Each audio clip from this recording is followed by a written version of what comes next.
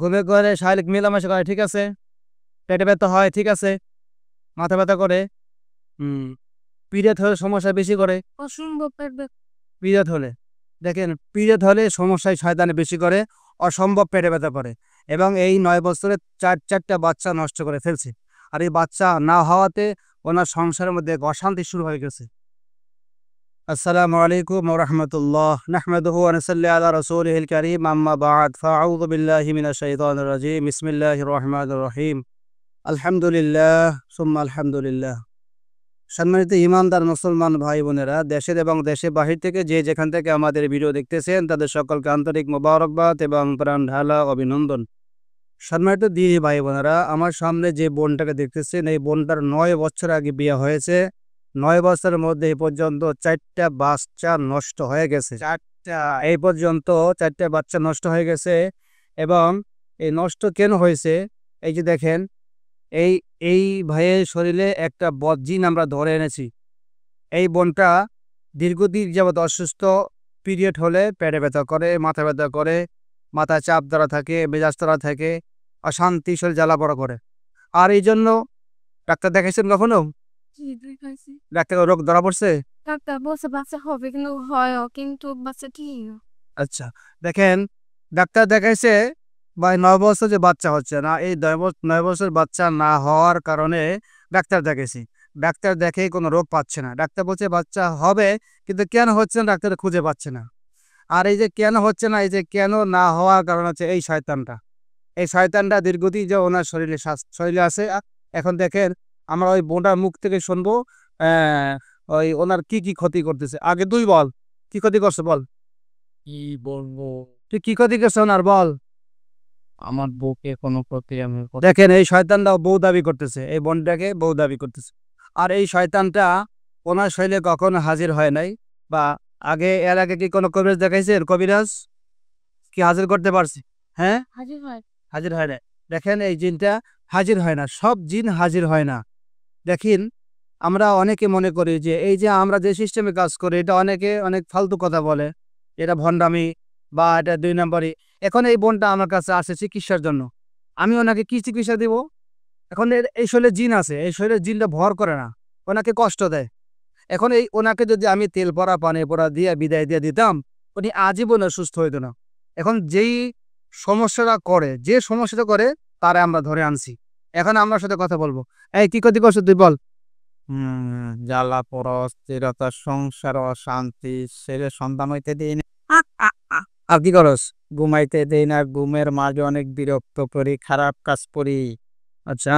আর পেট ব্যথা রাখি, সেই শরীর যে নাফাক হয় ওই সময় আমার বেশি আমি বিরক্ত তাকে করি। আ আ দেখেন, এই যে কথাগুলা ও বলতেছে, এখন আমরা এই বোনের কাছে জিজ্ঞেস করবো, ও যে কথাগুলো বললো এগুলো কি সঠিক? একটু জোরে বলেন। কোনো সঠিক মঠিক ও যে এই যে রাত্রে আবার আপনার ঘুমাইতে দেয় না, ঠিক আছে। ঘুমে ঘরে শারীরিক মেলামেশা করে, ঠিক আছে। পেটে ব্যথা হয়, ঠিক আছে। মাথা ব্যথা করে। পিরিয়ড হলে সমস্যা বেশি করে। অসম্ভব পেট ব্যথা করে। পিরিয়ড হলে দেখেন, পিরিয়ড হলে সমস্যায় শয়তানি বেশি করে, অসম্ভব পেটে ব্যথা করে। এবং এই ৯ বছরে চারটা বাচ্চা নষ্ট করে ফেলছে। আর এই বাচ্চা না হওয়াতে ওনার সংসারের মধ্যে অশান্তি শুরু হয়ে গেছে। এখন সেটা এটাই স্বাভাবিক, যদি কোনো বোনের বিয়া, কোনো মেয়ের বিয়া শাদী হওয়ার পরে বাচ্চা কাচ্চা না হয়, তাহলে ওই ফ্যামিলিতে এই পুত্রবধূ হোক বা তার স্বামী হোক, ছেলের মা হোক, ছেলের বাবা হোক, কেউ কিন্তু ভালো চোখে দেখে না। সবাই খারাপ চোখে দেখে এবং সবাই থেকে ঠাট্টা বিদ্রুপ করে। হ্যাঁ, আর উল্টাপাল্টা কথা বলে, অনেক বাজে কথা বলে। এই জন্য যে ভুক্তভোগী তার বিচারে কিন্তু এক ধরনের কষ্ট বা জ্বালা যন্ত্রণা। এই বোনটা কিন্তু আমার এখানে এসে কেঁদে দিছি, মানে কান্না করছে, কারণ তার ভিতরে একটা কষ্ট। এই কষ্টটা কেন? সন্তান না হওয়াতে সংসারের মধ্যে অশান্তি, এটা উনি ভোগ করতেছে। এই যে কতটা বড় আর কতটা অশান্তি, এটা একমাত্র ওই সমস্ত বোনেরাই জানে যাদের সন্তান হচ্ছে না। এখন তুমি ওনাকে এই ক্ষতি করতেছো কতদিন যাবত? 14 বছর। আপনার বিয়ে হয়েছে ৯ বছর। আমার আর আগে একটা বিয়ে বছরে খান থেকে আমার বাচ্চা হয় না, দেখে হয়েছে। এই সকল বাচ্চা হয়েছে, বাচ্চা হয়ে ঠিক না, নষ্ট হয়ে যাবে। আচ্ছা, এই সন্তান এর আগে একটা সংসার হয়েছিল, সেখানে বাচ্চা বাচ্চা হয় না, বিদায় চলে আসছে। এখন আবার এখানে ওরকম সন্তান হচ্ছে না। ইনশাল্লাহ আপনারা দোয়া করবেন এই শয়তানটাকে আমরা বিদায় করতে পারলে, মেরে ফেলতে পারলে আছে না কিসের শয়তান? আল্লাহ তাআলা এই শয়তান তোর নাম কি বল? ইকবাল, এদিকে ক্ষতি করছ কেন নাকি? ভালো লাগে। বিয়ের আগে থেকে ক্ষতি করতেছে আপনারা, বিয়ের আগে থেকে আপনার এই সমস্যাটা ছিল। হ্যাঁ, এই এই ইকবাল, এই জিনটার নাম হচ্ছে ইকবাল।